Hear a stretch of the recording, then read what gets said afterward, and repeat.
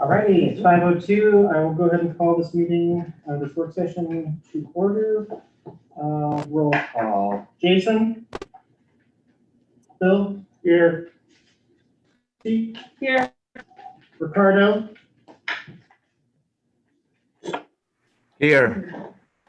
Thanks, Ricardo. Crystal? Here. Heidi? Sarah's here. That gives us a quorum. Give me for pledge of allegiance. I pledge allegiance to the flag of the United States and to the republic which stands one nation under God, indivisible, with liberty and justice for all.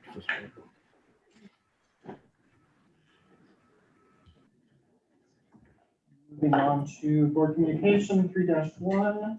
We will go ahead and turn it over to Bob, our attorney, our legal counsel, and let him give an overview and probably answer some questions if there's some questions. So tonight we're going to talk about 9. I've given you, I've given your superintendent a letter, but I just wanted to take you through this kind of at a high level. Title 9, federal law relating to sexual discrimination. It has, and what we're talking about tonight is primarily athletics. And so the Office for Civil Rights through the U.S. Department of Education, the enforcing agency that deals with Title IX issues. They look at Title IX in 2 ways. They look at what they call effective accommodations. School districts need to have a selection of sports and levels of competition that effectively accommodate the interests and abilities of members of both sexes.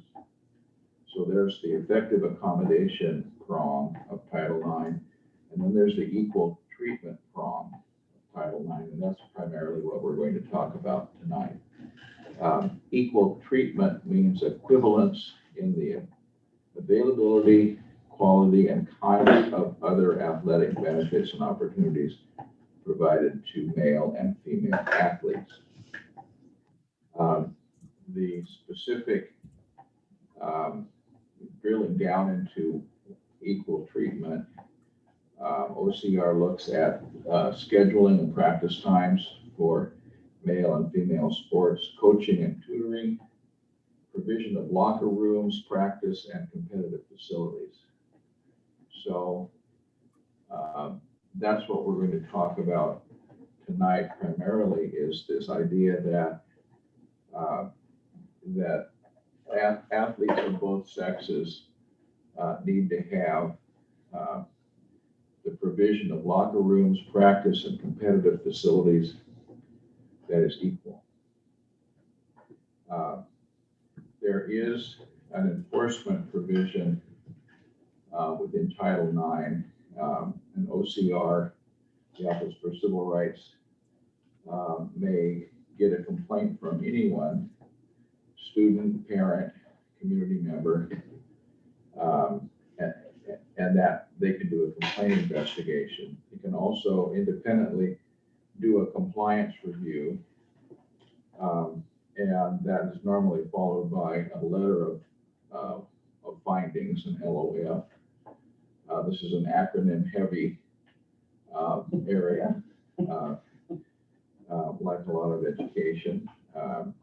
It's more common that the Office for Civil Rights, when they deal with school districts, tries to enter into a voluntary resolution agreement with the school district to try to remedy what OCR thinks are violations of Title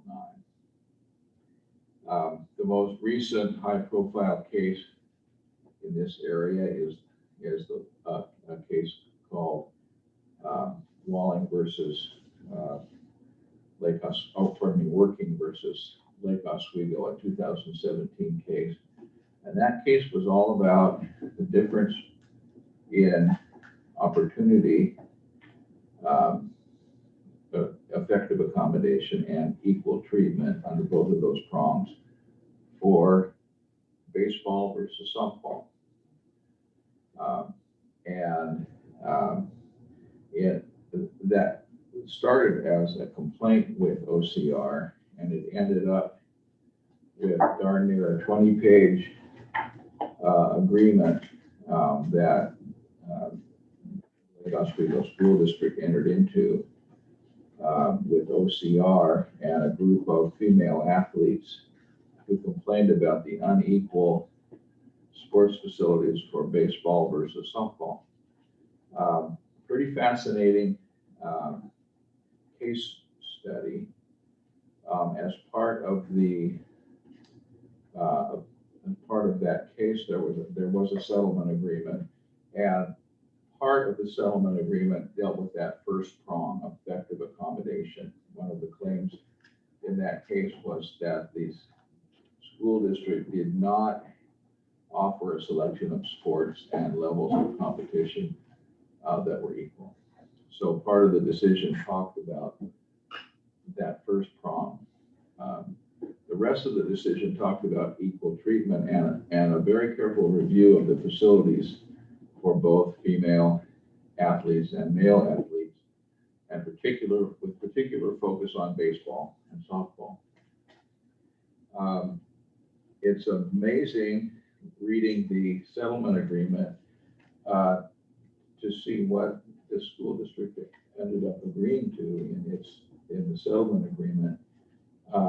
They agreed to install an artificial turf field with the softball athletes getting priority to that field. They agreed to construct a new hitting facility for softball. They agreed to construct a new softball field with a PA system, dugouts, concrete dugouts, bullpens, lights, electronic scoreboards, a flagpole, foul poles, hitting markers, bleachers with concrete slab, power outlets, and drinking fountain. So OCR got extremely explicit on how to bring the female softball field up to par with the male baseball field. There was also an order in here that I was quite interested in. There's a whole section on funding and fundraising. And I'll just read you this short snippet from this settlement agreement. So one of the parts was that the district had to agree to hire an independent equity consultant who would do the analysis and would essentially make sure the district did what the district agreed to do. So this person was called an equity consultant. So here goes. Subject to the equity consultant's approval, the district will create and implement, if it has not already, a comprehensive policy to oversee booster club funding and any other private donations flowing into the athletic program at Lake Oswego High School. The policy will ensure that if booster clubs or other outside sources provide benefits and services to athletes of one sex that are greater than the benefits and services provided to the other sex at Lake Oswego High School, or if any funding results in such an inequity, or inequality, then the district will take action to ensure that the benefits and services are available or are equivalent for both sexes. So this is saying that not only will the district make the facilities equal in a way that's described in great detail, but for future funding, whether it's from booster clubs or private donations, but those are going to be used in an equal manner for both male and female sports. So that certainly has implication as I read about your baseball field. ranked as one of the 8 best on the West Coast. And the potential for future donations to improve that facility. I think as a board, you'll need to be thinking about the Title IX requirements, looking at least looking at softball to see the quality of those facilities. That this is the case in point is this Lake Oswego settlement agreement that started with a lawsuit. And so that's kind of the high level view. If there's questions or discussions, I'm happy to participate in those. I have a sort of procedural question. Are there periodic reviews with OCR, or is it mostly complaint driven? It's mostly complaint driven. They can do a compliance review, and those are supposed to be random, as I understand it. Whether they are or not, I don't know how random they are. But the cases that I have read have been primarily complaints. I did read some cases, not about facilities so much as the first prong, the effective accommodation, where they will go into a district and do a very deep, comprehensive review of all sports programs for males and females, and they talk about locker rooms, facilities, game schedules, coaching, just every part of a sports season that you can imagine. There's certainly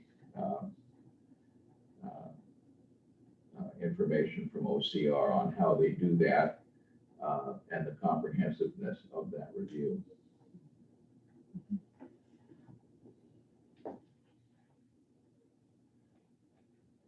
No, I agree with it. I feel like we're out of compliance. I don't know that I've seen exactly what's being proposed. It's coming next month. They're still working on the proposal. Okay. We've heard the draft from the company that is proposing to install the lights is around, the value is around $350,000. Now, the cost may not be $350,000 because people are contributing to pay that. Sure. But that's kind of the value of the project at this point. So my interpretation of the stuff that was sent out prior to this meeting was that there is already, like you mentioned, a significant difference between baseball field being number 8 on the West Coast, Yeah. you said, and the remaining facilities. Do we have a way to gauge that now? Well, you mentioned that the baseball facilities are rated number 8 on the West Coast. Just for that's what the facility says about itself. It's a highly ranked baseball facility. And so if you're adding or accepting more community donations to make it even better, it will contrast with, if there are existing disparities, it will draw a deeper contrast. And the way I see this, the Title IX analysis is the more you improve the boys' sports facility, the deeper hole you dig for yourself if you're trying to improve the girls' sports facility, because it's supposed to be equal. Now, what Title IX does not say is that softball must equal baseball. What it does say is that there's going to be a girls' facility, let's say soccer, that's priority girls with a facility that's just as high quality as the boys' baseball field. I mean, the problem with the soccer fields are they tend to be used by both teams. So that's not going to work in terms of OCR looking at equality in facilities. So there's two issues. One, how does the board determine what level of commitment needs to be made in order to make equal baseball and softball? And then the second conversation is, what does the board need to do to put a policy in place or a way to have oversight to look at funds that are raised in every athletic program and the distribution of those funds being available for males and females, athletes. Well, I was not involved in the issue with Lake Oswego. But I was aware of that at the time, and just looking at the settlement agreement, you see what their board ended up doing, and that's spending a lot of money building new facilities and bringing the softball facility up to the standard of the baseball facility. So I think that's, for the board, that's your challenge, is to determine if there is a disparity, how would you correct that? Because it would, I mean, it's simply a liability issue under Title IX, and as you consider outside money coming in for a specific purpose, it only creates a bigger obstacle to try to rectify the situation. So a comment and a follow-up question. So if it wasn't baseball, and we were putting $350,000 into our football stadium, which football is boys only, right? We would have to do the same to a girls facility, right? I'm trying to get rid of the baseball softball connection and just talk about the district money. So if we were greatly improving our football stadium, we would have to do the same thing to volleyball or something, right? That would be the equivalent for a girls facility. That's what I'm understanding. That's the essence of the law. So then comes my crazy question. How did Texas school districts get away with it? Because they've got football stadiums at their high school that rival their college stadiums. Well, they're probably also counting as track, maybe, which is. But that's boys and girls, Right, right? and So then I'm they saying probably, yeah. It's a, They have cheer rooms though. Have you seen their cheer facilities $1 down million there? showroom, right? I mean, you say No, it's incredible. it's very Right. huge, yeah. It's big and Charles, it's go to Texas for that. there's the more you get into this, the more you go down to this little rabbit hole, there is the opportunity for creativity in how you address this. I was reading one case where a school district ended up creating some new sports for women because they were lacking. I think they made a lacrosse team, and there was another unusual team that was created, and money spent on coaches and facilities, equipment. So I think there are other ways to deal with the issue. But getting engaged in the question is kind of step number one. Having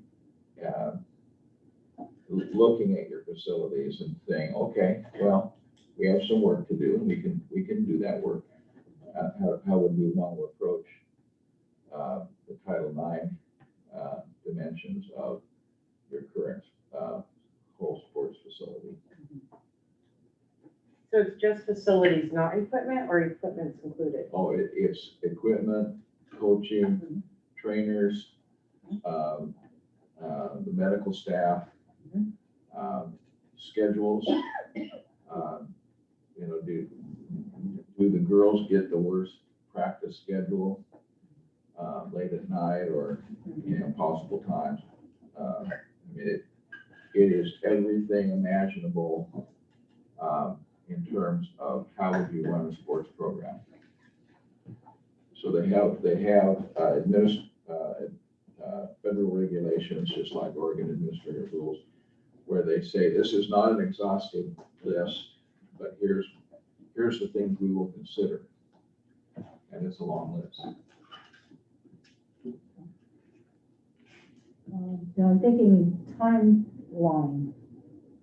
These things, yeah, I don't think you can spend all the money on both things at the same time. So is there a lag that is considered acceptable? Like this year, maybe one thing, for the next couple of years, it's the repairs and the lights and things at the baseball stadium.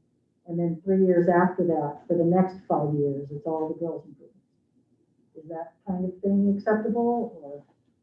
Well, just to use the Lake Oswego case as a guide, they had specific timelines that this year the following things must happen, next year the following things must happen. But my memory is, the settlement was dated September of 2017. So, you know, they have some dates for the first prong, one question, you know, effective accommodation. They had it do an analysis following the 2018-19 school year. So that is essentially looking 2 years ahead. Some of the issues relating to facilities.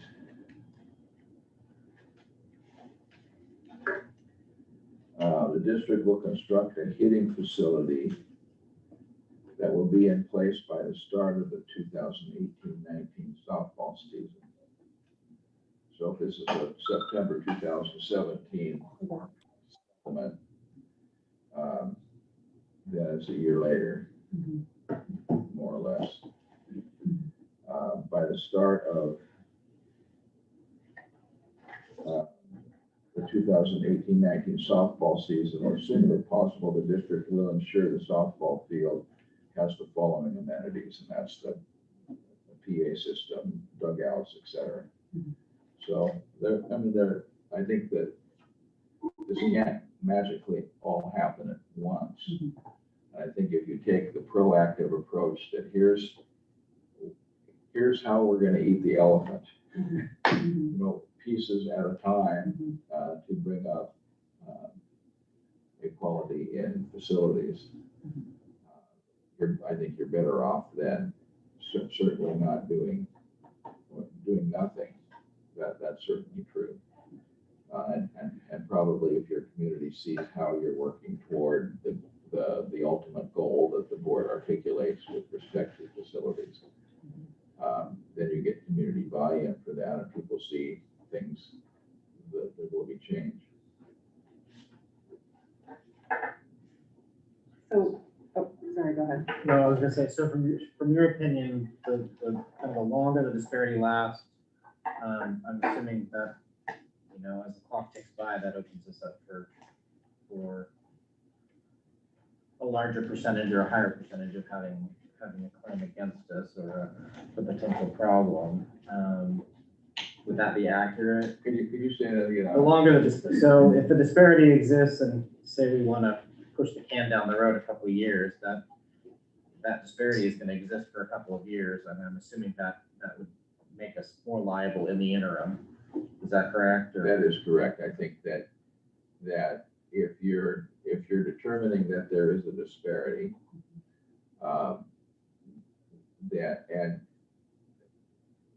that liability simply exists and has existed since whenever whenever those disparities started to exist. So doing something about it sooner rather than later is the way to go. And then figuring out how do you do that? I think what my worry would be for you is that as you're considering essentially a private donation to increase the quality of the baseball facility, it draws more distinction between softball versus baseball. And so you need to be thinking, if we accept this money for this purpose, what are we going to do about the softball field? Just as an example.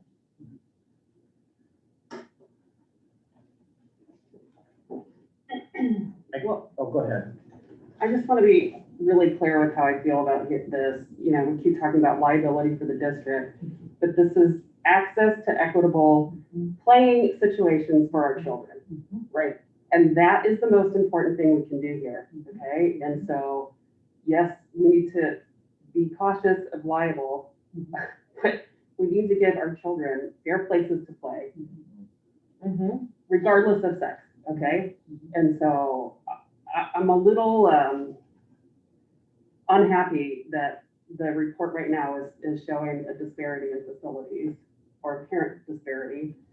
And I would like to have some sort of gauge on that, where we are with facilities. Do we need to tour them? Somebody has a list of even what all the facilities are and when they were last renovated and what sports use what. I think we cannot make a decision until we have that. And I would concur immensely with Christy. I mean, just a little bit of facilities that I've been able to see, it's very obvious to me that we have an analysis that needs to be done and that this has never probably been addressed before. And I want to make sure that the board understands, I have not concluded anything about the facilities. I haven't seen your facilities. I have read about the quality of the baseball field. And so I know it's of high quality because that's how it's advertised. I don't see similar advertising for your softball field, that it's the 8th best softball field in the Western United States.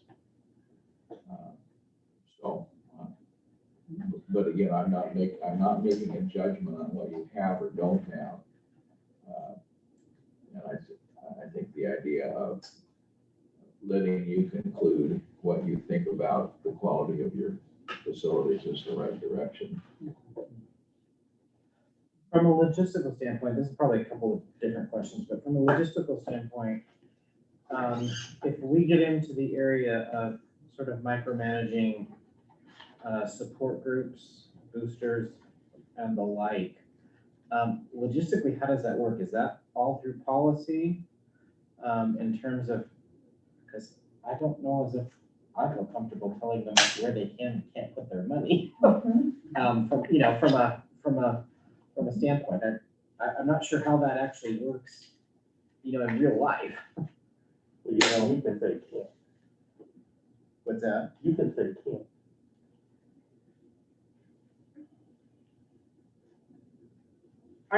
I think like one of the prime examples that we should use to like reestablish consideration in our relationship with boosters and stuff was like the banners that were hung for boys soccer and the banners that weren't hung for girls.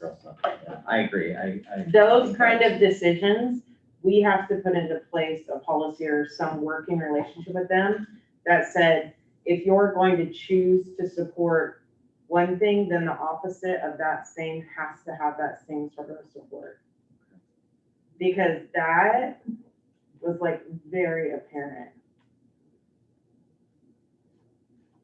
So from a logistical standpoint, they're giving their contribution in order for them to charter and support the athletic programs or some of the programs here at North Marian, they would need to agree to equitably support both sporting endeavors of both sexes. Would that be? Yeah, I think there need to be an understanding that for you to accept private money for your programs, that you're gonna have to be able to use it equitably. And here's what that would look like. Here's your facility plan for, you've done the analysis on the facilities. And you have a long-range plan for how you're going to improve X, Y, Z, whatever that is. And you say, so for us to receive money, this is how we would need to apply it. Because only the board can accept a donation on behalf of the district. So I think you'd have to do the analysis of what you need, what needs to be fixed, and have a public discussion on how are we going to do this. And for your community and for the boosters, who are going to be the money raisers and the doers, you have to get buy-in on here's a community, here's what we want to do for all of our students. I guess my other question was, I'm sorry if I'm being naive, you could probably answer me. Wrestling is open to both girls and boys, correct? Right. So when you have a sport that is obviously very heavy boys, do we run into an issue? Because wrestling is a big sport in North Marian.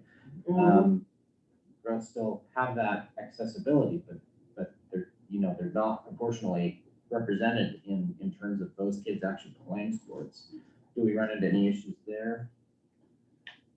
There's certainly those issues. I think that that having a Title IX consultant might be very helpful, who has the experience to help guide school districts through these kinds of questions. To me, this is like a chess game. It's not a game of checkers. It's more complicated. Yeah. And having not only the board do your own analysis of, okay, here's our facilities. This looks better than that. But having someone take a strategic look at, okay, here's all our sports for girls and for boys. How does that look using the Title IX equity lens? Yeah, because for wrestling, per se, I glanced at their schedule and I did not see any girls' tournaments scheduled. And there are girls' tournaments scheduled. And especially, I know that the wrestling go and find those tournaments for ours, but I don't know if they're necessarily scheduled ahead of time. I know that there's an active participant behind the scenes seeking out that access for our girl wrestlers, because that's a huge growing sport. But I don't know if our athletic department is making that active pursuit. I'd certainly be happy to help you identify some consultants who might be useful for you to talk with. Yes, I think that's a good idea for a sensitive topic, to have outside input and perspective for doing an analysis for us. And I agree with you. The conditions exist already. There's a disparity already. Yeah. We don't want to exacerbate it, and we want to remedy it, especially as quickly as we can, I think. So. Yeah, and just not, I don't think any single one of us can understand all of those sports or access or equipment or any of that stuff. It's just not what we do, we need somebody who goes and looks at that and has a broader depth of experience. Well, and it becomes like, not only that, I'm thinking of like weight room access, like Oh, yeah. supporting services on the Oh, side yeah. and everything. Yeah. And I think I would personally be interested, not only in just like baseball, softball, I think that's just most obvious because you can visually see the disparity between the two facilities.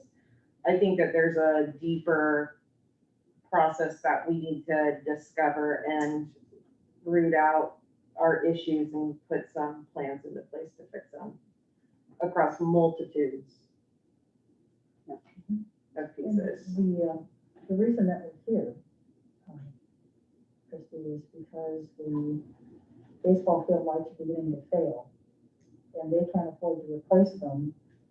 So they're going to ask the board to pay financing, to finance the project. And that's what triggered the inquiry. Is like, well, if the board is going to be asked to finance the project, we need to have our consultants, we have legal tell us what we're obligated to do in order to meet Title IX, because the board's never been asked to do that before. So, with that in mind, there are lots of, now we have, because you were going to be asked, there's a lot of other questions that we need to address as well. And that's part of the process. When you do something new for the very first time, lots of things emerge that people hadn't thought of before. So, we're in the right spot. We're looking at it the correct way with the lens that's truly behind the whole initiative. It really has nothing to do with baseball. It's about opportunity. So, yeah. So I think that this is good information, and we can begin the process of doing some research.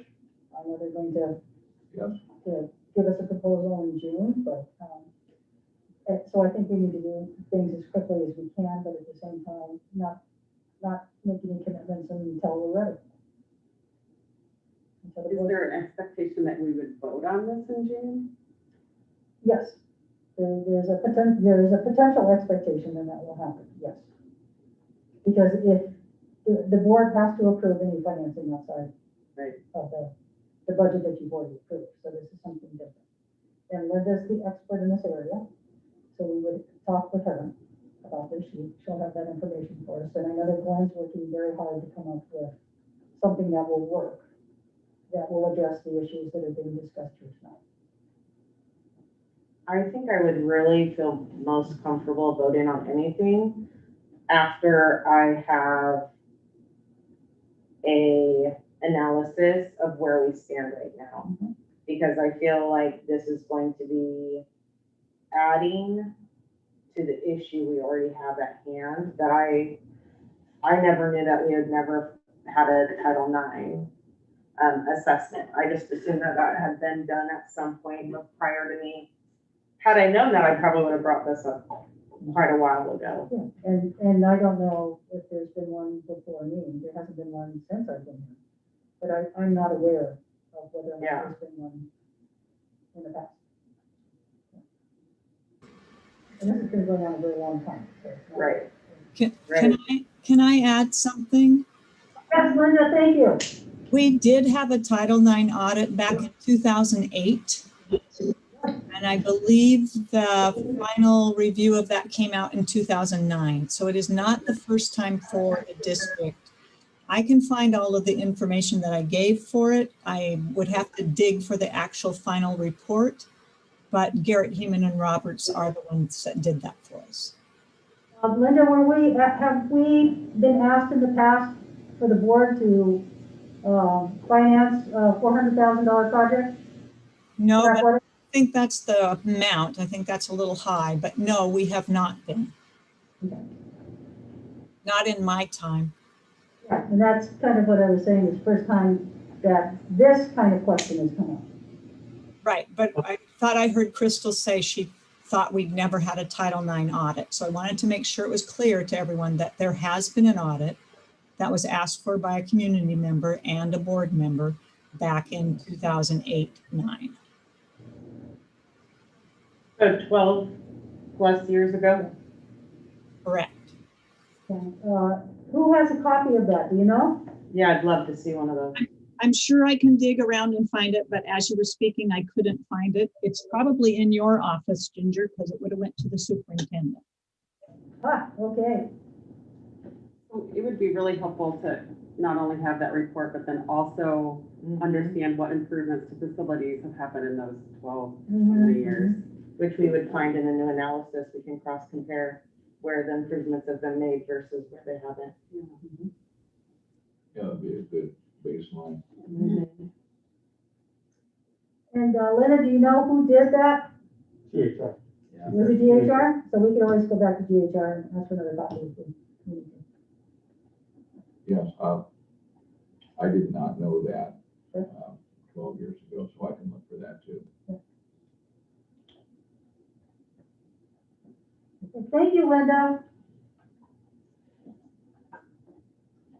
All right. Ricardo, any questions? Heidi's also online. Or Heidi?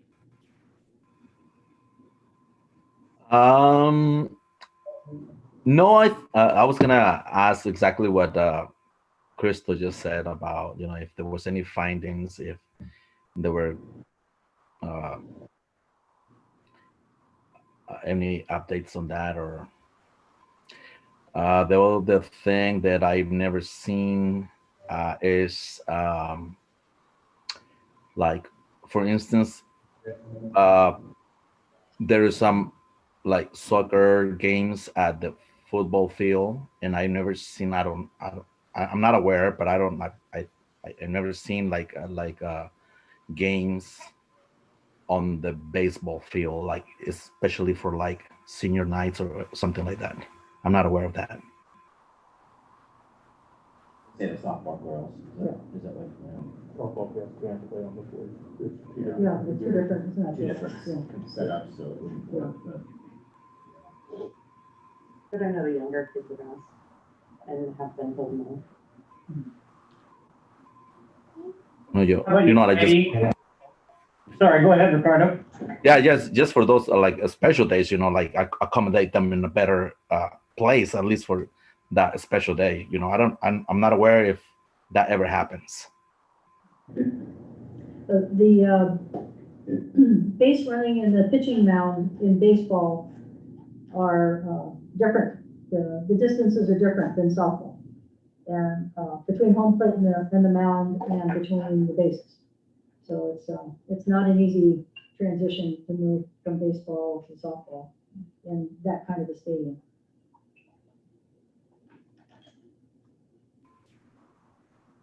Okay, but I mean, like for instance, like football sometimes is played, or soccer is played on the football field. So you know,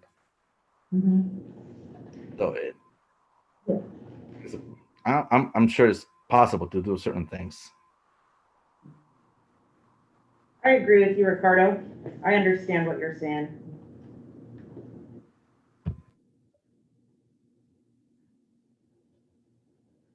Heidi's, let me see what she would have chimed in or something. So there was also a mention in your report about it serving as a minor league field. Is that correct?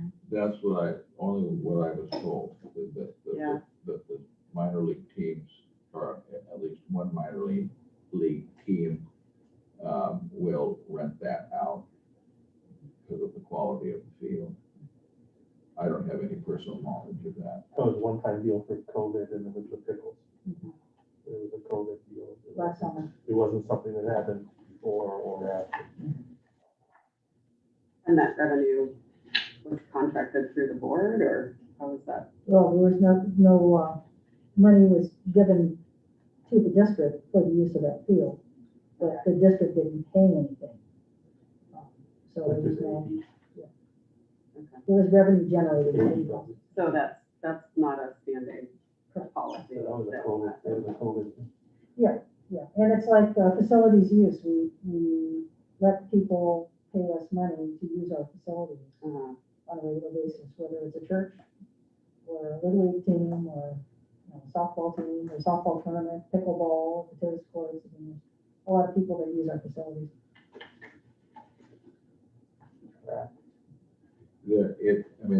the facility has its own website. And it talks about an indoor hitting facility for both softball and baseball.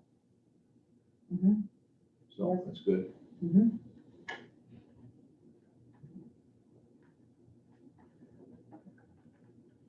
Okay, well, I'll be back in touch with you. I'll give you some options for your consideration for a consultant who can help you with an analysis of your situation. Yeah, it would be nice to have someone that would help us with the facility and someone who is also familiar with the financial overview. Well, thank you for your time. Thank you very much. Thank you Appreciate for you being with us. Yeah, all the insight was really great. Thank you.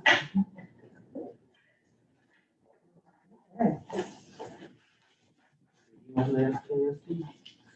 Great. See you on the SKSD soon sometime.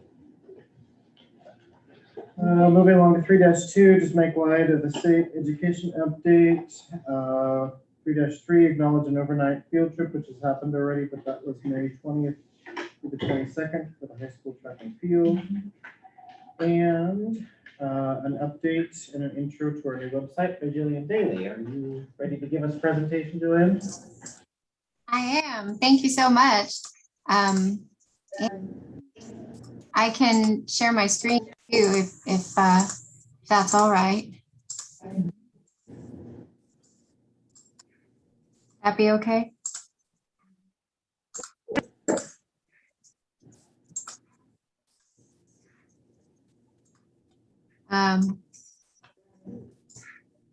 Let's see, let me take you, I'm gonna make you.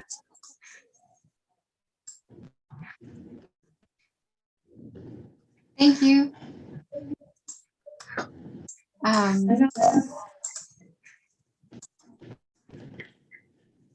Okay, you're a co-host. You can share your screen now. Hey, thank you. Okay. So I wanted to show you the two, it's important just so you can see the two websites side by side. So you'll know. So we're shifting from the old website to the new website officially on June 25th. And we have done a training session for the ad team already. And that was amazing. There's a lot of good information there.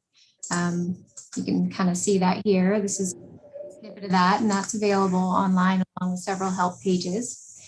And now we are capturing all page content that we want on the old page and inputting it into the new page. So kind of creating anything that might be relevant and making sure that it goes onto the new page. So all the building administrators and everybody's working on transferring content. And I'm looking at what pages are relevant in the old website and what are not. The new website will look maybe a little more professional. This is the new website here.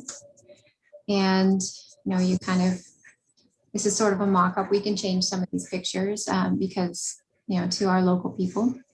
And I've done a short-term update of the district website, however, just while I was here to kind of give it, I put a couple of stories here just to kind of give it another look.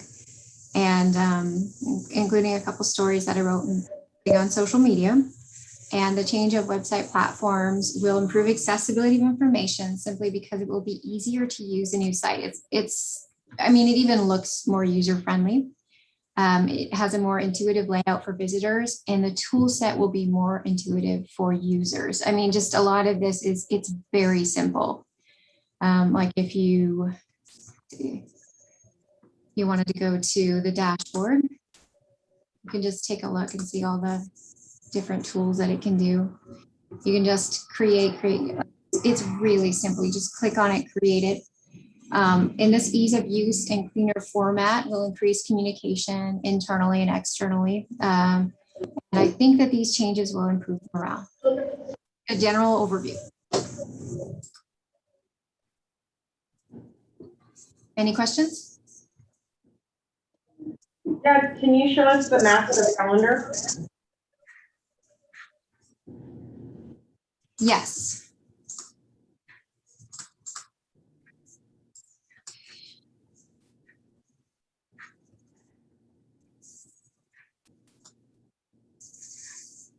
It kind of gives you some updates here.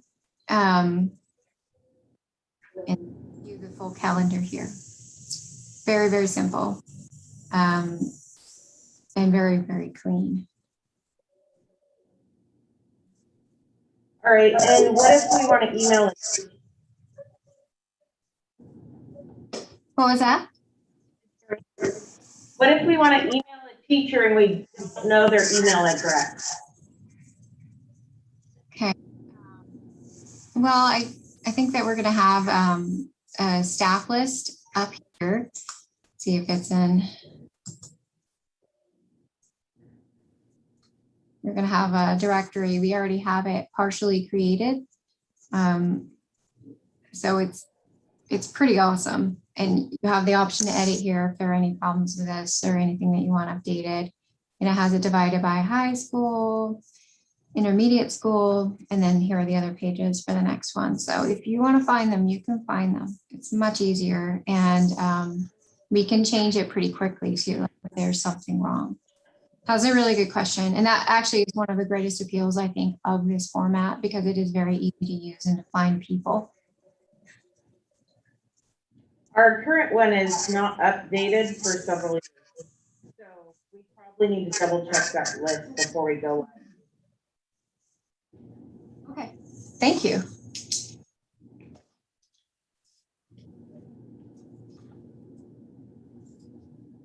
Any other comments or questions? Anybody? No? Oh, who's the administrator? Well, there are going to be a few. Do you mean like who can work on the page? Both. Administrator and web page update people. Oh, that's Municode. They are a content manager for public and nonprofit entities, and they have to full format. The format, well, that's why it's kind of easier to use and maybe a little more familiar. And you can choose your language right here. Let's see. Let me open up. You want to see that again?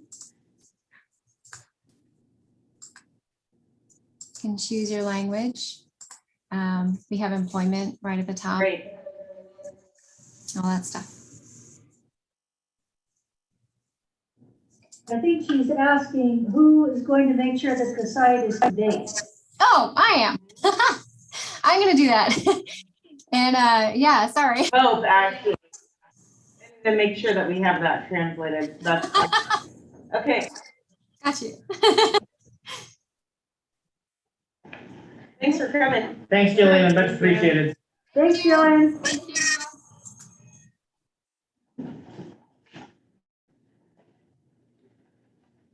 All right, moving along to principal and director's reports. We have an equity report from each building, I believe, but I'm not sure on the order on this, so. Okay, let's get the, let's see, can you get the equity report up, please?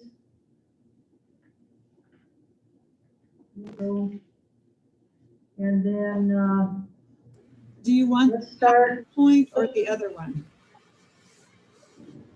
Do I want what? The PowerPoint or the PDF, or does it matter, whoever's presenting this? It doesn't matter. Because we're just gonna review it. And then people are gonna start with the statement though. I'd like start with the primary and work our way up to the high school about their work with equity this year. Great. Well, I am here to represent primary and intermediate school this evening for K-5. And, you know, we are really excited to continue our work with equity in the district. We've been, you know, working through processes for the last number of years. And just like with everything else, it's a year like no other. So that includes our equity work as well.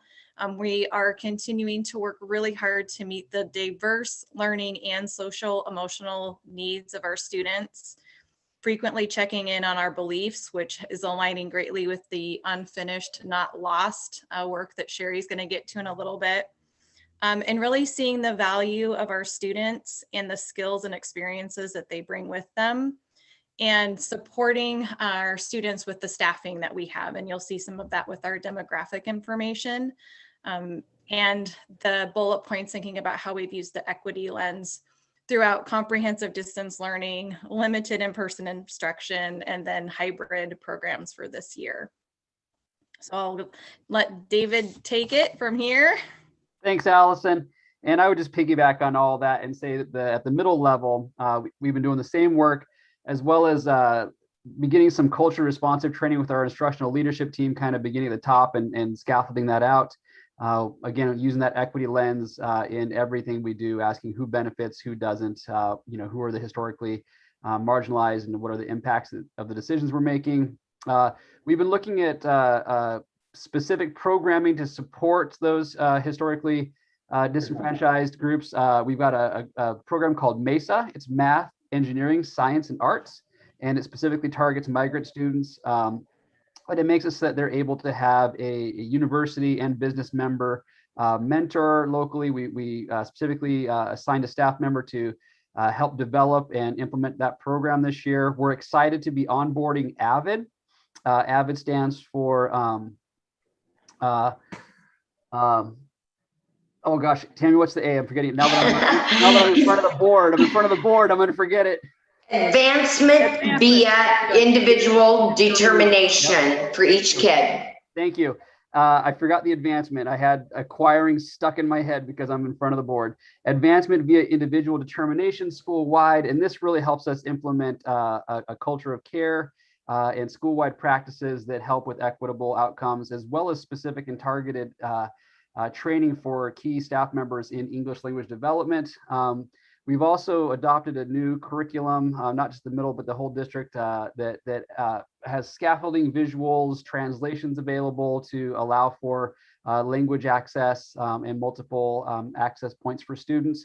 And then again, as we start to design our schedule for next year, we are looking at inclusion and trying to determine how to best support our students with disabilities and language levels in terms of ensuring that they have access to a full range of courses and don't have to miss out on any of their elective courses as we finally get to the work of cutting out remediation classes and trying to implement acceleration classes, trying to make that push. And you'll hear more about that acceleration. So that's the report from the middle level. Thank you, partner.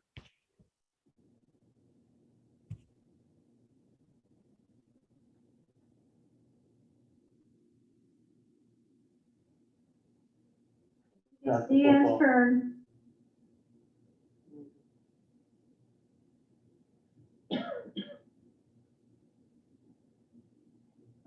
Might have to be on mute.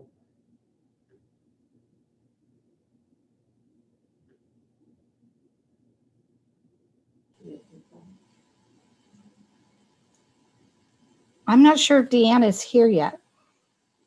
Okay, all right, well, What room? Sherry, do you want to go ahead and Well, start? I really feel like Deanne would like to present this. And Glenn is here as well. Yeah, well, Glenn was, yeah, Glenn, do you have the information or do you want to wait?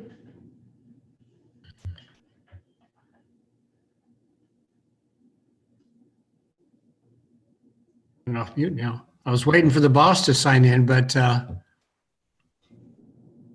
Can I make a suggestion? While we're waiting for Deanne, since we're early, can we skip down to talk about board goals and then come back as soon as she's on? Oh, I think we should. Or you just want to wait? Well, we want to let the staff do their thing so that they Yeah, can, well, yeah. she might have been thinking it was at 6 o'clock. Yeah, I just sent her a text.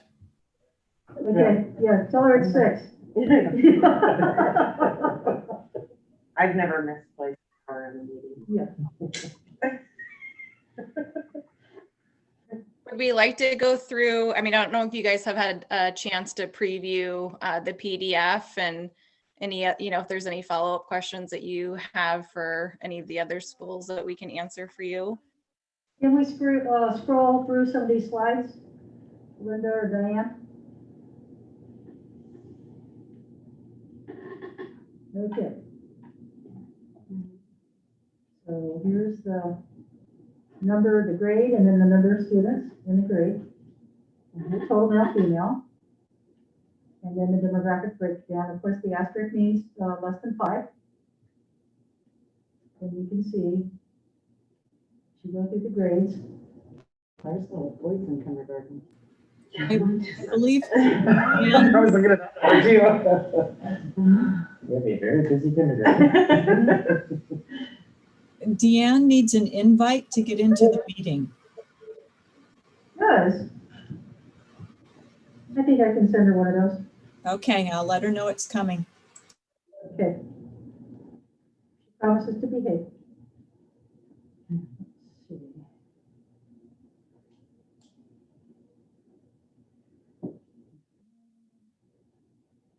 So the number of students per grade is changing. Is that a trend we usually see? You know what I mean? Yeah, that's pretty typical. Mhm. Yeah, I think my oldest, his class was like a ginormous class, wasn't it? One of yours? Yeah. They were like huge. And then Yeah. a couple later, we're like much lower. 160, 170 kids in some of these classes as you scroll down. So kindergarten being at 100 students is definitely different than that 9th grade class that's 172 students. But like they'll pick up as we grow in grade level, you think? Like when that No. kindergarten class gets It's to fifth random. grade? No, it's just random. Okay. Yeah. Okay. Depends on the ice storm. Well, I mean, it looks like it's increasing, that we gain students as they go through the system, right? Or through the grade level, Well, that it's increasing. But it'll drop, it'll It'll- go back down. Okay. Allison, how many do you think waited a year for kindergarten because of the dynamic of kindergarten this year? Because I've heard a lot of people say they just were gonna wait one more year, given the. I did that. Yeah, I have a birthday boy and he didn't enroll this year. He's enrolling for next year. So that's definitely a phenomenon that all schools are going to see across the country, I'm sure. And so it is hard to tell. I mean, this class is one of the smallest that we've had in a long time. I mean, that I can even remember. So it will be interesting to see. I think we'll probably, it might maybe 10 to 15 kids in our district max that, did what we call redshirting for kindergarten. And if I speak to the middle level, I know that we are really anticipating that once any sort of regularity returns, that we'll see an increase in our numbers. And also, in addition to that, I think there's plenty of articles out there that you can look for that show that during a recession, birth rates decline. And if you look at these numbers, you go back about 10, 11 years ago, we know we were in a recession. And as we pulled out of that, in 13, 14, somewhere in there, we really started to hit that health. We'll probably start to see an incline, or pardon me, like a acceleration of numbers again is my prediction on that.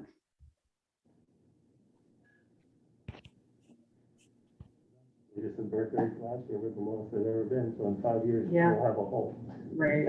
Yeah. Yeah, 10 years from now, we could be doubling our numbers.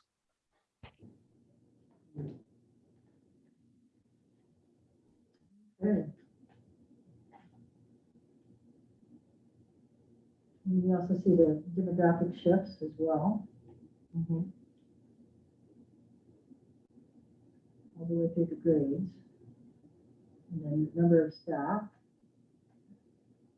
We've got all this information so that the board will have the opportunity to look at it and have time to look at it and bring back questions. And then staffing, how we staff our more targeted programs like special education and English language development. Where's the tag position in that special slide? It's encompassed into some of the TOSA level employees that oversee that. Sherry? It's not really on that slide. Sherry? Hey, Ginger. Yes. Lynn? Hi, sorry to interrupt, but Deanne was trying to still get an invite. She just texted me. She can't get in. Okay, is she,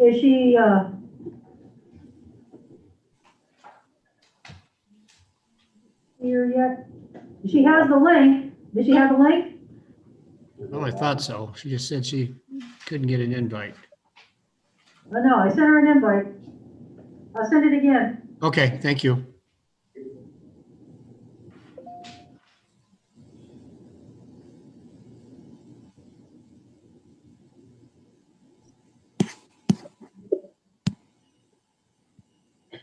I forwarded her, mine as well, just in case it's something with, Yeah, I have her on the list. yeah, just in case it's like something with the email. Yay, there she is. Okay, Deanne, now you can play. Is that in here? Okay, Deanne, yay, we got you.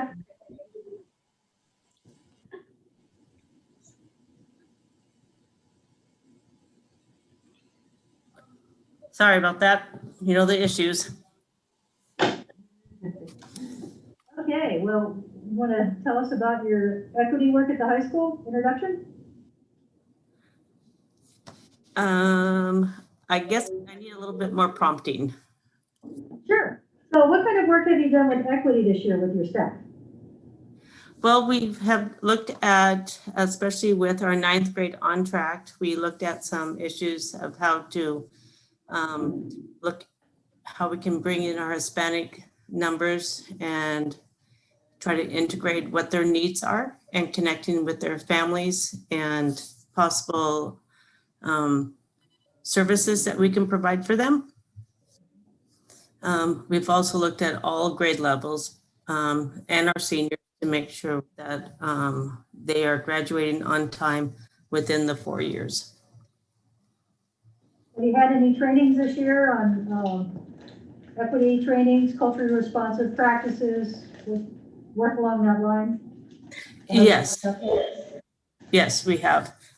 With our staff, we've had some training as we have done throughout the district for our equity. Yes. Awesome. Okay, let's keep going. Thank you, Deanne. Let's keep going down the slides. So can you finish what you're saying about the tag Yeah, Sherry, program? and Deanne, you can help with this as well. And Sherry, please explain how the tag program is managed K through 12, how that's addressed. Well, each school has a tag coordinator, and I can speak at the high school, well, for all levels. The process is that, and actually Cheryl Dyer is our tag person for the district, but every year the student's tag plan should be reviewed with the family and student for any updates, any additional supports, or any additional wants or needs that the family or the student has to adjust the rate and level of learning for the student in all of their classes. So it's an individual plan for the student. We are right now, and maybe the middle school, I heard this from a middle school data point, we are qualifying more and more students for the tag program than ever before. And so students are being referred by teachers, being assessed, and are qualifying for our tag program, actually K-12. So can we go up a slide, please, to the school personnel, actually? Okay. One more. Right there. So is that, and are those coordinators in this The staffing? coordinators are not represented in the staffing in the special population. That's correct. Is that correct, Sherry?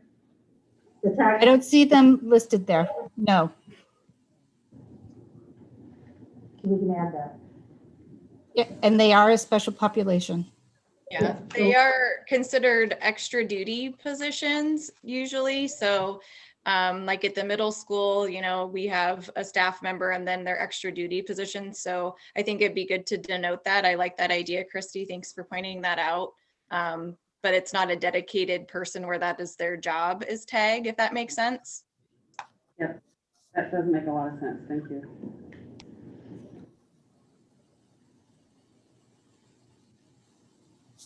And home languages spoken. Well, go back. I want to look at that home language. I'd like everyone to notice the home language spoken in English and Spanish and how that progresses up to the high school level. These are the number of students that are reported which languages, or the parents who completed the survey, which language is predominantly spoken at home. So this is self-reporting then? Okay. Do we track how many staff how many staff speak any of those languages? We don't have them on the chart, but we can provide that information. I'm not trying to create work here. I'm just trying to see if No, we. we've had this conversation Uh-huh. about staffing and about, Mhm. good opportunities, so. Yeah. we can- And out of the 500 and change that have replied, or more than that, how is that compared to our whole high school population? Is this like 100% reported? Is this 50% people? Because you said it was just how many reported? Pretty close to 100%. Does anyone, Deanne, do you happen to know if this? It's if your high- information from Power School. So this has been inputted when families are registering. So this is the information that we have from the student information system. I was just curious. Yeah.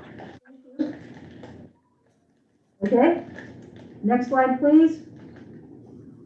And these are all some of the things that have happened in the last year or so.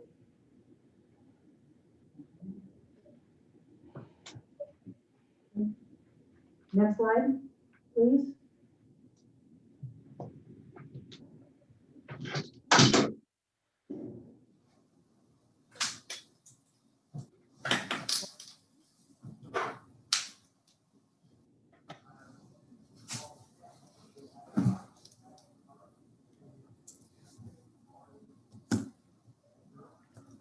Okay, next slide.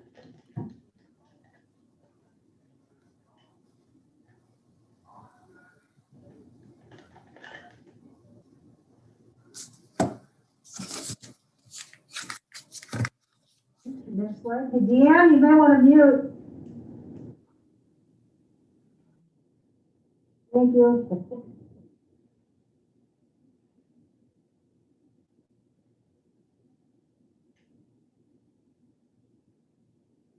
Okay, next slide. Okay, Irma, are you ready to talk about House Bill 3499? Can I make Yes. a comment before we go into this? Okay, hang on a second. Sorry. Yeah, go ahead. I think we're gonna get into a different subject or slightly different. Sure. I really appreciate everything that you all have done over the last year and a half to really engage in equity and just like roll with the punches because it's been a little crazy. And it's very clear that you have just put some really thoughtful work into this. And so I first of all just want to appreciate that. I would also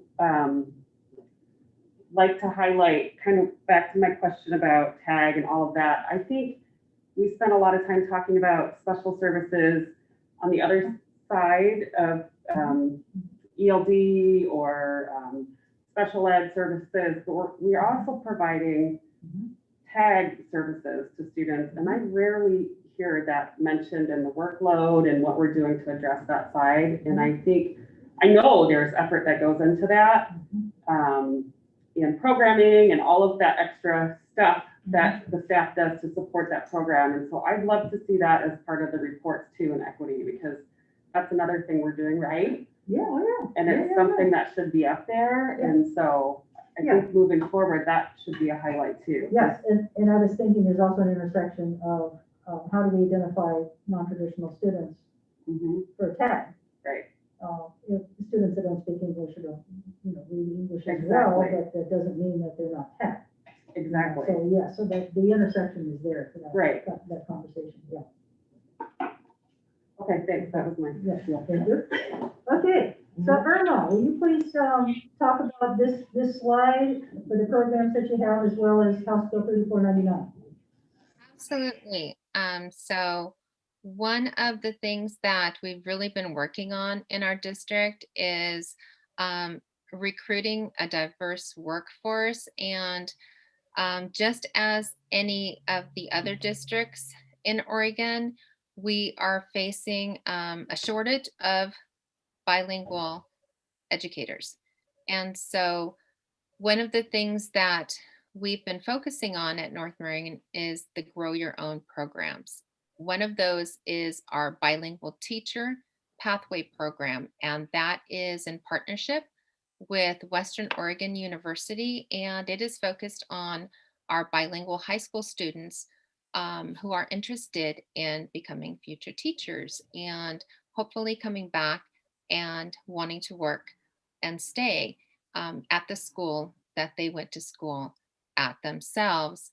And the high school bilingual teacher pathway course is offered as an elective at North Marian now. So we have had in the past, COVID was a little bit different this last year, but typically we have an opportunity for high school teachers or high school cadet teachers to come over to the primary school and be working alongside in small groups with our English learner students who are at the primary school. And that program has been very effective in terms of the academic growth and language growth that our English learners are making at the primary school, but also the relationship building and the opportunity for our high school students to be able to see themselves as teachers. And so that is a really wonderful program that we have. And I'm really looking forward to continuing that work. It also has a scholarship opportunity for the students who decide to go to Western Oregon University and become part of the Bilingual Teacher Pathway Scholars Program there. And so the partnership between North Marian and Western continues even beyond our high school students being here on campus. So we currently do have one student who is attending Western Oregon University who is working towards becoming a teacher and who wants to come back and work in our district. The other program is our Teacher Pathway Tuition Grant. The Teacher Pathway Tuition Grant is also geared towards high school students. And this one is in partnership with Chemeketa Community College. And so 3 of our high school students this year were able to take advantage of that opportunity. So they were thinking and considering being teachers, and the scholarship allowed for them to take a class that was paid for by the university as an introductory education course that they could take. So that was really great for us that the 3 of our students were able to take advantage of that. The Summer Bridge into Teaching program is also in partnership with the Chemeketa Community College, and that is geared towards our North Marian School District staff who are interested in becoming teachers, and it is also a scholarship opportunity. And this starts in the summer, that's why it's called Summer Bridge, and the credits that the program will pay for are up to 16 credits. So it's a substantial amount for potentially one of our staff members on campus who is considering being a teacher. They work with us for a long time and they would like to work with students in a different way and be an educator. Awesome. And what about 3499?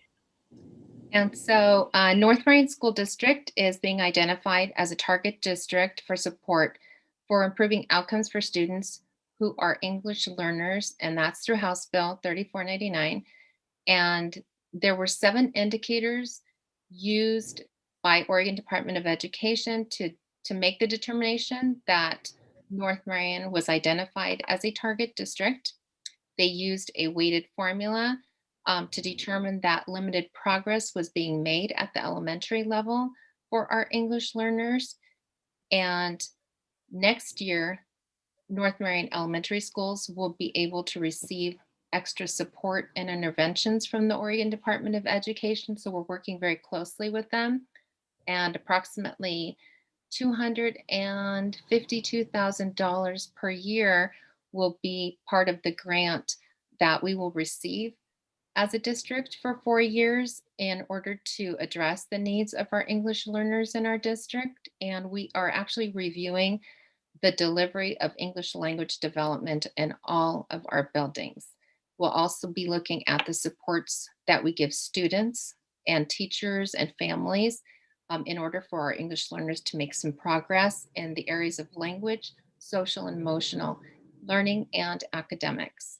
That work has already started. We have created a district cohort 2 team that consists of a parent, classroom teachers, English language development teachers, and administrators. And the work that we'll be doing with Oregon Department of Education is going to be done in phases. So for the first phase, it's a needs assessment. We're reviewing, part of first phase is to review our English language program review. And so we've already met and started doing that work. And the different phases will allow us to be able to look at some of our other plans. The next phase would be looking at a student investment account plan review, again, looking at it as a needs assessment and what we're doing currently, just so that we can get a better picture of where our resources are going and maybe where our staffing is and the amount of students that we're serving at each one of the buildings. So beginning next year, things could look very different at North Marian with that additional support. So it could look like additional ELD or English language development teacher support, maybe a new English language development program model at one of the buildings, all of the buildings, additional resources and materials for students and staff, maybe additional professional development for staff. We've also thought about that extended day or summer learning opportunities for our English learners and resources for our English learner families. So for me, I'm very excited to lead this work for North Marian and our students and our families. I think it's going to be a lot of work, but work that we're very excited about. Do you have any questions for me? Questions? Okay, no, well done, all right. Thank you, Irma. Thank you. Sure. All right, and then Tammy, are you ready for Avid? I absolutely am. Thanks everyone for allowing us to be here tonight. I'm proud to say that I am the district director for the Avid program in the North Marian School District. And one of the points of my job is to ensure that the Avid systems are implemented with fidelity. I'm going to work on building capacity at each of our schools. We're starting at the middle school and then moving to the high school. And then from the high school, we're going to bring it on board to the elementary buildings. I love that you brought up some of the tag questions. We have many tag students at the middle school. And one of the things that we're doing this year is we're pairing tag with Avid. Avid looks at data points and we look at historically underserved kids and we look at the number of them in advanced classes.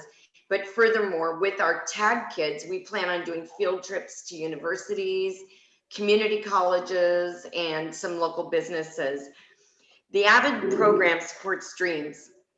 And it encourages kids, K through 12, to succeed by allowing them the opportunity for rigorous classwork. Every child should have that opportunity. It shakes up what we thought was impossible or off limits to some kids. It changes mindset and allows students' dreams to happen. At this time, it's my pleasure to introduce the 2 women at the middle school that are getting this going and making this dream become a reality. They are Avid. Please welcome Ms. Kelsey Brown, our Avid Site Coordinator, and Ms. Chelsea Landry, our very first Avid Elective teacher. Thank you, Tammy. Yeah, And thank you. thank you everybody for letting us come and talk to you guys about Avid. We're really, really excited.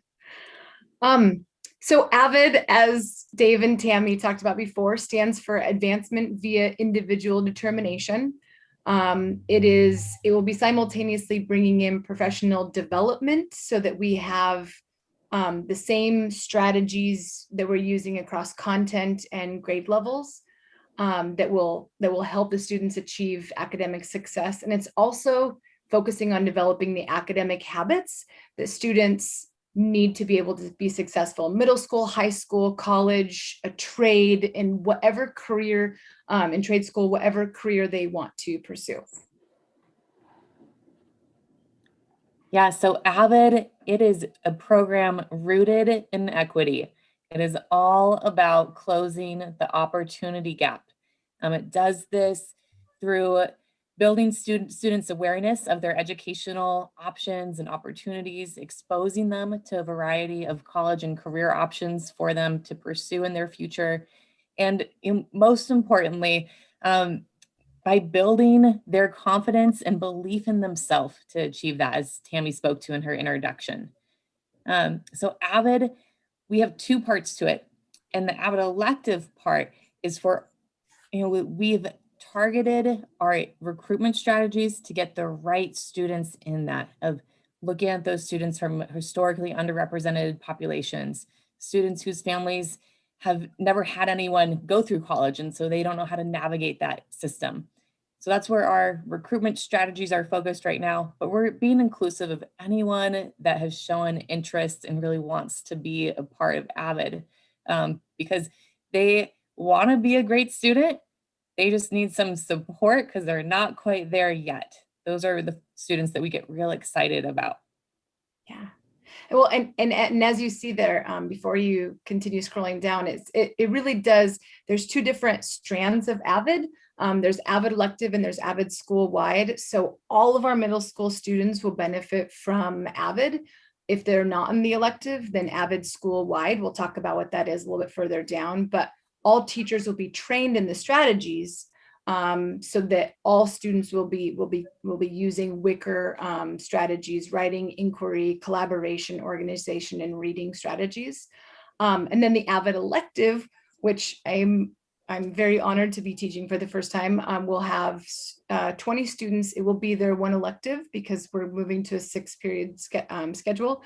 So they're really, they are making a commitment and they're really excited about it. We'll be starting with 7th grade, and then each year we'll add on a new grade level for the elective. But this goes into a little more about the Avid week. Yeah, so this slide shows what a typical week in the Avid Elective looks like. Monday and Wednesday, they're really digging into the content of Avid, practicing Wicker strategies, and just some of the curriculum in Avid. Tuesdays and Thursdays, they are working with a high school student who's going to come down and tutor them. And then Fridays, it's all about building that inspiration and helping them dream big. We want to give them exposure to different opportunities for after high school and just beyond. And I think that kind of just, I'm only gonna talk about one picture in here on the far left-hand side, because I feel like that really helps to capture the idea behind tutorials. You see that a student, what they're gonna do is they're gonna bring something that they don't understand, a stuck point, something that they are confused about in class. It could be a question on a quiz that they didn't understand. They're going to fill out a form that kind of shows the process that they've been thinking so far. And then the tutor, the high school student, and the small group that they're working with, they're not giving them the answer, but they'll be trained in how to ask questions to really help those students learn how to work through those stuck points on their own. That's really the heart of the tutorial, is helping with that collaboration and those academic skills. You can go ahead and scroll down. Yeah, so remember, 2 parts to Avid. There's Avid Elective and then Avid School-wide. School-wide, it's using those common strategies. So our focus for next year is going to be on using planners and binders with fidelity. And just, as Chelsea said it too, it's common strategies across all grade levels, all content areas. And yeah, more on that. Yeah, so this information we will go through pretty quickly. This essentially over the next couple of years, all of our teachers will be trained.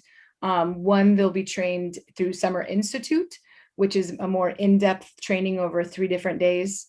And then teachers will go to see Avid showcases, exemplar Avid schools in the area, and they'll really get to see Avid in action. And they're really inspiring, and our teachers who have gone to them have loved them. And then the professional development in the next, if you scroll down a little bit, this is the map for the professional development. The idea is that teachers have time to learn a strategy and then implement it with fidelity the following year. But so next year we'll be doing focused note taking, critical reading strategies, discourse strategies, interactive notebooks, etc. And yeah, as you can see, it's here to stay for a while as we implement this. And then this screenshot is actually in the PDF that is attached to the board minutes. There's the Oregon showcase, like the data of Avid in Oregon schools, and I would really encourage you all to take a look at it because the data really speaks for itself as far as Avid's work with equity.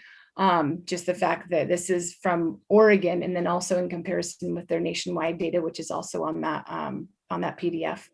But I think that 100% that graduated from high school, an average 3.2 GPA, 100% applied to a 4-year college, 71% accepted to or are actually going to 4-year college, and at least 91% of them took 1 course of rigor.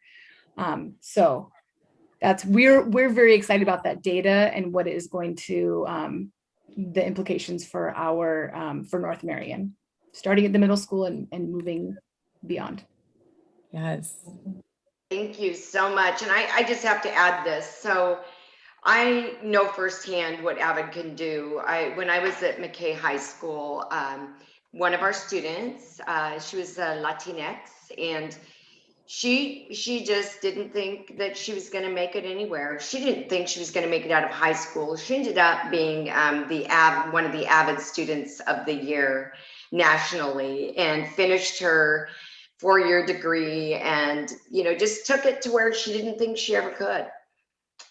So it's pretty amazing program. It's been around. It's on its 41st year, I believe. So thank you so much. It's exciting. Thank you, everyone. Questions? Any questions? Okay. All right. And then the last part. Great job. Thank you. Yeah. Thank you, Kelsey. Thank you, Chelsea. Sherry? Yes. Before I jump into this, I just want to say I'm excited for the Avid program and all the equity work that's been happening. And Ginger and I will be reporting to the board about the high school success plan. So that pertains to the high school. And there was a very deep dive into data to uncover where we had some discrepancies in equitable access to things. And so that will be coming. I just wanted to plant that seed since the topic is equity. Yes, it's been a roller coaster this year. Working through all the individual programs, all of the governor orders, and trying to be nimble as a school district as we addressed the comprehensive state guidance that kept coming our way. When this document was released by the state, Student Learning Unfinished Not Lost, and I picked it up, it was a perfect shift for us as we plan and prepare for next year. So a lot of the slides have quotes from the article or the document. I know that you received the document from Ginger, I think about a month ago. And I'm not sure if everybody's read it, but these are the pearls to kind of address what unfinished learning is really about. So we're really trying to shift a mindset and develop a system. Yes, you can move on. Keep forgetting I'm not at the controls. We're really trying to develop a system of teaching and learning that's responsive. It's grounded in equity. It's really based on meeting students where they are and accelerating them through the learning process by actually building on their individual student strengths and needs. It is based on the fact that we know everybody learns everywhere in all contexts of our life. But here are the major shifts. Shifting the narrative from learning loss to unfinished learning, from remediation to acceleration, and from recovery to renewal.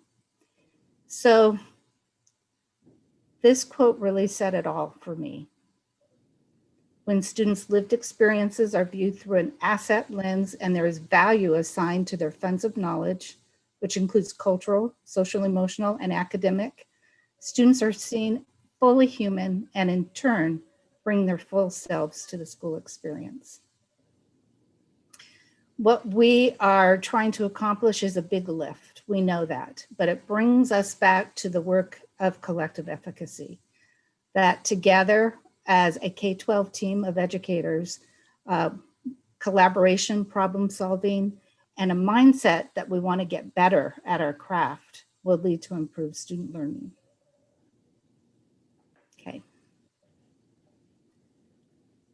And I submitted this for the board agenda early. You've probably read all of this. I don't feel that I want to read each slide, so I do want to stop for a moment here. One of the links within that document, Student Learning Unfinished Not Lost, was to a 126-page new document, which is shifting to reinventing and reimagining our schools. And so that being such a long document, you can see the 10 areas of focus from recovery to renewal in that document. We didn't read that in its entirety. Instead, we're in a separate and parallel process to dig into that document and pull the pearls out and apply them to our North Marian district. So we've been undergoing a process for the last 6 weeks, really, a K-12 district process, and it started with the administrative team reading the article and with guided reading prompts. What resonated with you from the article? What do you consider to be the implications for our students? And then what actions could we take as a district or a school? That tentacled out to instructional leader teams, grade content specialist teams doing the same work. And then finally, each building principal has done this work with their entire staff during staff meetings. And we're collecting all of our ideas and emerging themes in the document that's linked there. It's still in process. It's not complete, but some of the themes are starting to emerge. So simultaneously, the district administrative team has been digging into this other document, Restarting and Reinventing Schools, and through a thought partner project, we are creating a second collection of ideas for consideration and planning through that thought partner graphic organizer. And so in partnership, district administrators are digging into that 126-page document in each of those 10 areas and creating a share out of important resources and ideas and implications for our school district. So where is this going to lead us? Well, you see 10 things here and a timeline, projected timeline for completion. All of this energy is going into thoughtful planning for how we will address our students next year, knowing that we're going to need to accelerate them, start them where they are, assess clearly where they are, and move them through acceleration in order to be able to continue their journey to learn grade level standards.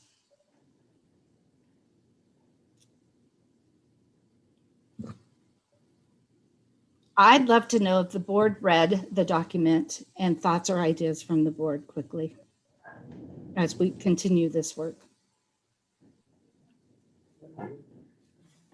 I read part of it. I'll read more of it. I think you're right, and this document is correct that we need to meet students where they are and focus on individual growth instead of focus on hitting benchmark standards. Like we were discussing earlier in the week, some of the dynamics is people who take a longer amount of time to read but become college level readers earlier than others. I mean, it's really focusing on making sure the foundation is solid and not rushing through to hit the marks that are set out by the state.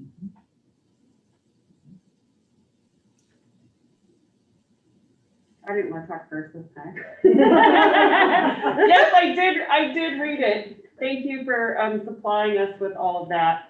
Can we scroll up to that one slide before, please? Is this Christy talking? It's hard for me to know who's talking when you're all in the room.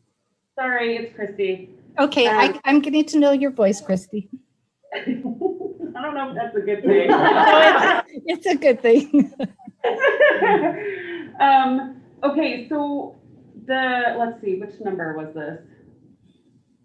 Investigate universal screeners on number 7. Yes. Can you maybe just talk about that a little bit? And I think I have a follow-up question. Yes. So one of the things that's kind of a leftover from where we left our curriculum audit work is that we determined that not every classroom and certainly not every grade level in a building is using the same data tools all the time to assess students and where they are. And so one of the very key core ideas for a multi-tiered systems of intervention is really to have a very strong core. And so to have a strong core, we need to be assessing our students using the same tools. That way we can really identify progress from several times throughout the year, but also from year to year. So our district has not established universal tools for those assessments. They can be in reading, reading fluency, reading growth, math growth. I want to say we do use the math diagnostic K through 8 with Fidelity. And so that's great. And that ties very nicely with our best practices in teaching math, the work we're doing with our teacher development group consultants, which also I wanted to say, but I didn't want to interrupt, integrates beautifully with Avid. The same strategies that Avid will employ with students with their stuck points and investigating their own learning are the same strategies that we use with best practices in teaching math. So what we have identified is that we need to have universal tools that are used with Fidelity to assess where students are and monitor their growth throughout the year and from year to year. So that that will give us a whole new set of data. Yes. Basically. And you expect for that to be started next year? Oh, definitely. All of the work we're doing right now is to be ready for our students in the fall with new and improved systems that are going to support. Honestly, we're going to be picking up where we left off, not only from this year, but not everybody has had the same experience for the last 15 months during COVID. I'm going to say that I can see where some students have absolutely thrived and others have not. And so we have to meet the needs of each and every student. Yeah, I guess that was kind of my follow-up of, is the intent sort of those universal screeners will help to identify students for acceleration, but also students who are above grade level and need something additional?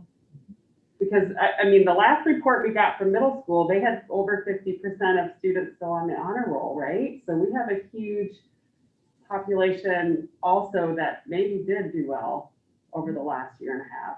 Yeah. And so, and I think to piggyback on what you're saying is the flexibility, but to have a standard to be able to have even placement and know exactly how we are doing rather than those moving data points is going to be huge. Right. If everybody is having that. So like the kids that did make huge growth, they'll be placed appropriately, and as even with the children that haven't, we can meet them where they are to get them on the growth path. Right. So I think the universal screening and the standardization of our, grade levels and building levels, so there's clear expectations for the children is definitely something I want to see. And it just to reinforce, we're still going to focus very strongly on our core curriculum and instruction, but through the data we get from the screening tools, we'll know better how to target instruction for the students who need it. And Christy, to your point, it will show us what students are ready for more on the other end. So it's the whole continuum of students and where they are in their learning. Right. Very excited, and we're not the only ones doing this. I believe everyone is going through the same process right now. Is that correct? Every district? Oh, pardon me, Ginger, Is is every that you're talking? Yeah, is every district going through the same process right now? Not yet, but I was asked to present our process regionally next month. I think this is a sort of thing where you could pick up these documents and think, oh my goodness, I'm so overwhelmed. How can I dig into one more state guidance document? Or you could pick it up and you can say, this is exactly what we need to plan for our future in order to serve our kids. Sherry, I just want to thank you again for the extensive amount of reading that you have done over the last 15 months, probably nightly for all the state documents. I mean, I can't imagine if you have a binder of those, but I know how deep and how many pages those are, and I appreciate you taking the time to actually dive into this again. You know what? I'm a geek that way. So I like to organize, and we're all here, every one of us, to serve our students as best we can. And so this is a district, I've said it so many times, this is the little district that can. And it's also the little district that will, because of our unique, our unique and charming community, and teachers want the same as the administrators, and we work side by side. I also want to say that one of the things that is emerging from all of this work is a focus on family and student input in everything we do. And we learn a lot when we engage our families and make them partners in the process as well. And so there will be more work coming in that regard. Well, excellent then. All right. Yes, thank you very much. Thank you, Sherry. Thank you, team. Thank you, everyone, for your enlightening presentation today. This is helpful for the board to understand the journey that you've been on, what you've accomplished under the most strenuous 16 months ever, and insights into what's coming. So with the eye on equity. So well done, everyone. Thank you. Okay. So I believe that completes.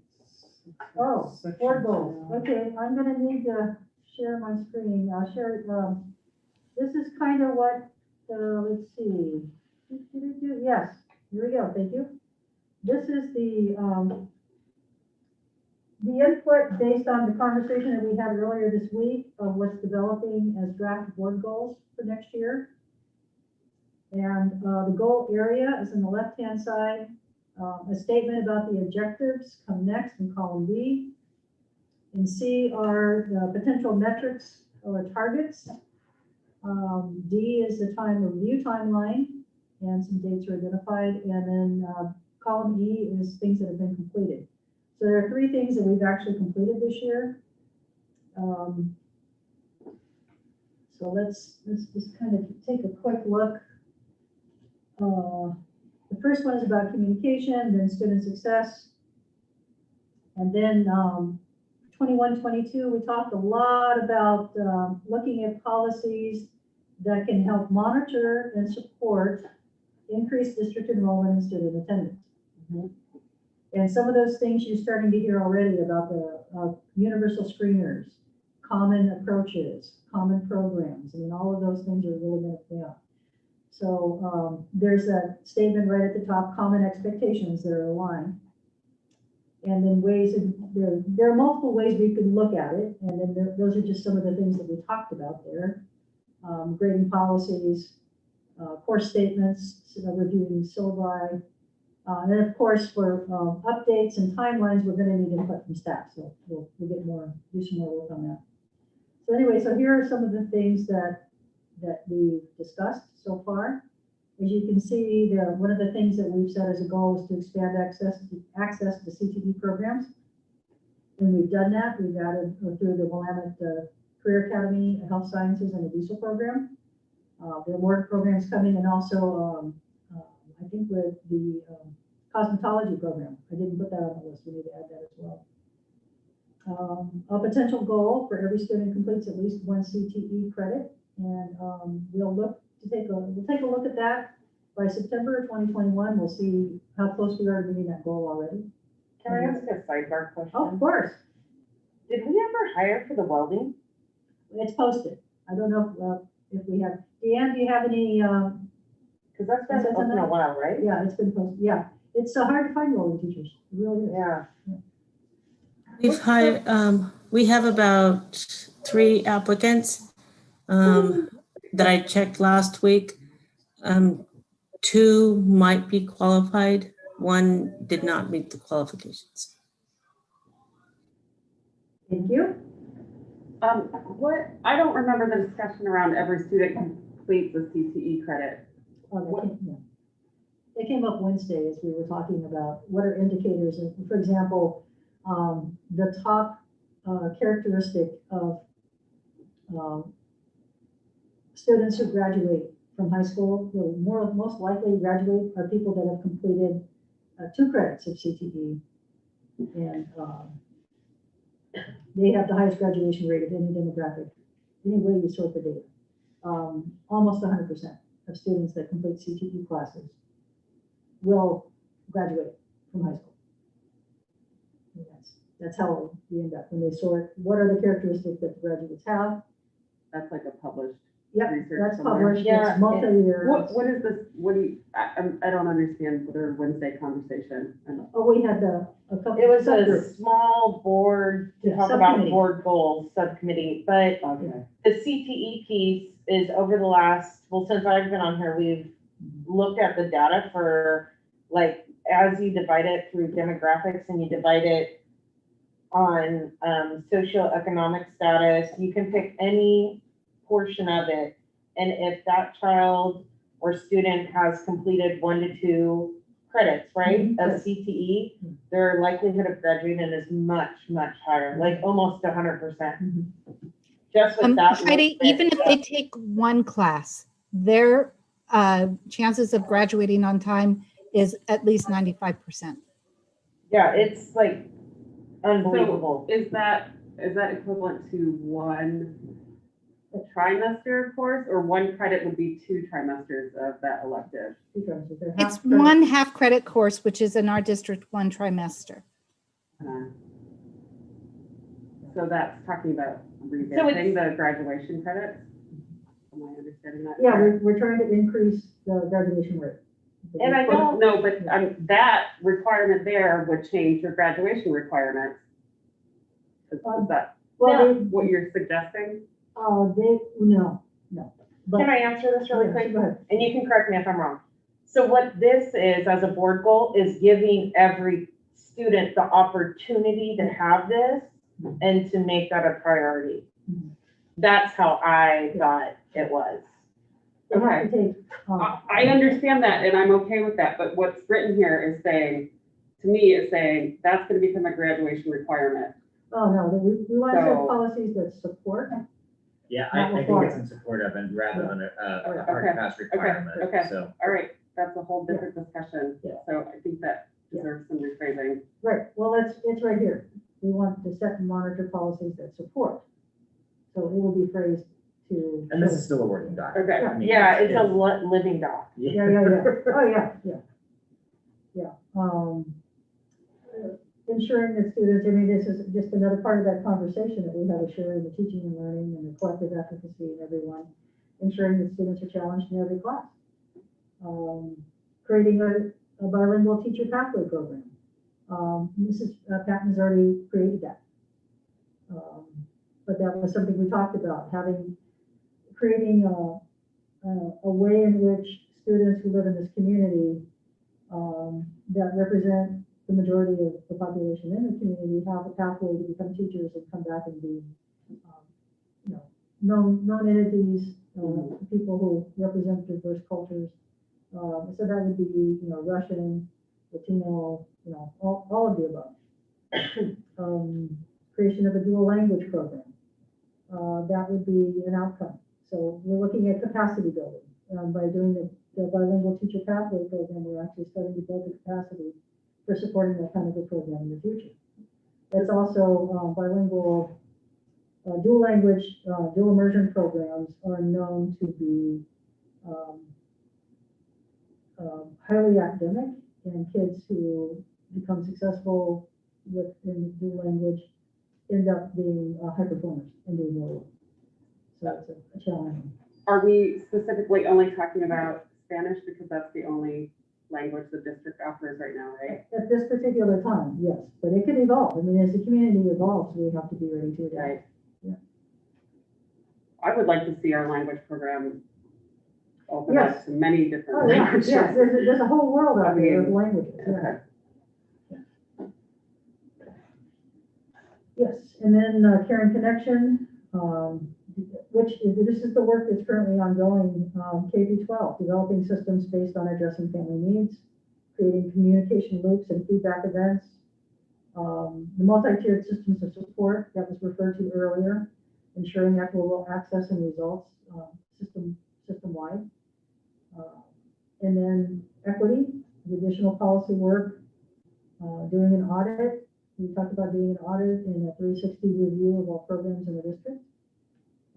And celebrating differences in culture came up, and encouraging state places for open dialogue. That's part of you and Bill with the equity team doing that work. So this is what has been shared so far. And of course, we're going to have to narrow it down, but these are the ideas that are part of this document. We can't do all of these things. We've already had a year like this, a year and a half, where we did more than was humanly possible. But, these are things we can keep an eye on. Set as a list and make priorities, and then talk about how that thing can be done. So that's what we have so far. Thank you. Okay. I have one other thing, and that is just if you would clarify kind of where we're at in terms of masking, sporting events, that kind of stuff. We talked about just some clarifying information. So it's we're a snapshot of time at this point as to where we're at on. And I don't want to speak over Glenn if he's still here. Okay. According to the state rules, and we sent out an email out to parents to clarify, they changed the masking rules for outdoor events don't have masking rules, but you have to maintain the social distancing and the capacity. Indoor events, you have to, you can opt to not wear a mask if you show that you have vaccination status, but you still have to maintain social distancing and capacity. Now this is Athletics. but this is for spectators. Yes. Okay. Yes. Okay. Yes, for spectators. Okay. I just want to clarify I know I just wanted to clarify so the information, because I'm hearing some information out there that may or may not be, and I just wanted to Yes.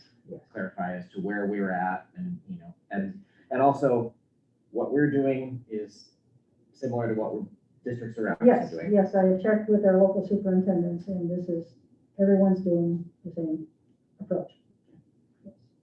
And we're doing, as far as we're not putting pressure on people if they show up and, if someone refuses to show their vaccination status, we're not going to get into a confrontation. We don't want our employees to be attacked. Sure. And we don't want them attacking our community. So we'll be doing things in a respectful way, and we want everything to be non-confrontational and support. So what about for like recess playground rules? That went home tonight, and what it says is that kids, when they go out to recess, can take this and put it in their pocket, or they can have it down here. But when they're outside, maintaining the social distancing, they don't have to wear the mask when they're outside. So, yeah, and then we clarified that. I made sure that went home in writing tonight so that everybody could see exactly. And the guidance I said was, what does a parent need to know and expect for how things will be the same or different in their classrooms tomorrow?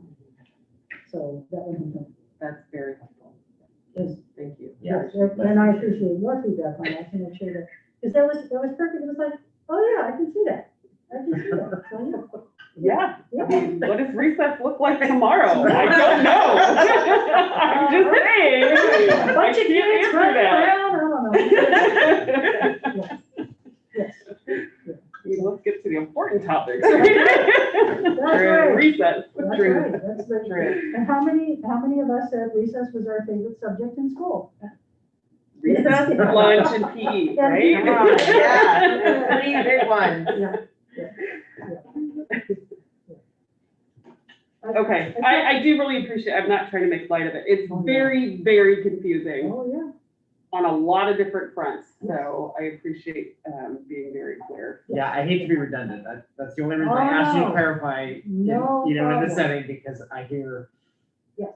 social media posts about this or Yes. about that scenario, and I know it's changing all the time, evolving, so I just want to snapshot as to where we're at. Yeah, oh man, yes, it is, so, but the feedback is good. I mean, it's really important that when any parent has a question, that they have someone they can call and get that question answered.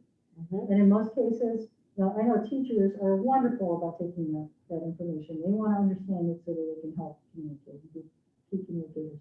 Principals are also someone that you can call right away and get that taken care of. So, yes, so thank you for being partners with us. And I know we're on this last one, but we haven't had time to do the work that we need to do, so I'm going to suggest that the board table this. Yeah, I'm of that agreement. I mean, Okay. that would be my wish too, unless there's some real, Yeah. unless somebody wants to push forward with this tonight, Well, but I'm. we agreed that this was going to be for next year anyway, Yeah. so let's not rush it. Yeah. We're having good conversations about it. I think we need to keep talking about it. Yeah, absolutely. Yeah. Cool, with that, is there anything else, anybody else? Perfect, it is. I don't know what time it is. Diane? I want to make sure we're procedural. Diane? There's Yes, I'm here. The grad policy is on here still. Yeah, do we need a motion to table this until fall? No, thanks for asking, Ginger. No, it was a possible action item. Okay, I don't feel there needs to be a motion.